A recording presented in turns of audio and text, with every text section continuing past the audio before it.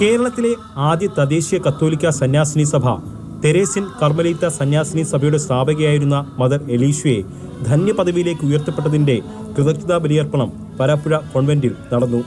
Mother എലീഷ്യയുടെ ഓർമ്മകളെ പ്രാർത്ഥനകളാക്കി മാറ്റി കേരള കത്തോലിക്ക സഭയുടെ നേതൃത്വത്തിലായിരുന്നു കൃതജ്ഞതാ ബലിയർപ്പണം.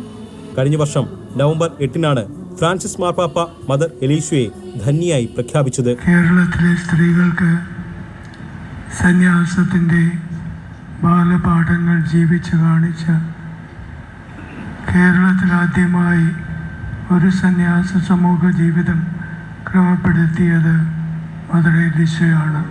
ധന്യയായ മദർ എലീഷ്യയെ വിശുദ്ധ പദവിയിലേക്ക് ഉയർത്തുവാനുള്ള നൊവേന പ്രാർത്ഥന ഝാൻസി രൂപതയുടെ മെത്രാൻ ഡോക്ടർ പീറ്റർ പറമ്പിള്ളി നിർവഹിച്ചു.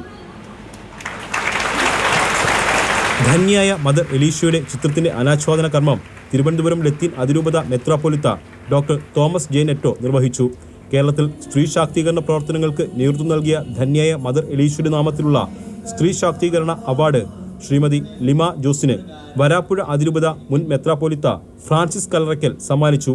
നൂറുകണക്കിന് ലത്തീൻ സഭാ വിശ്വാസികൾ കൃതജ്ഞതാ ബലിയർപ്പണത്തിന് സാക്ഷികളായി. മാതൃഭൂമി ന്യൂസ്, കൊച്ചി.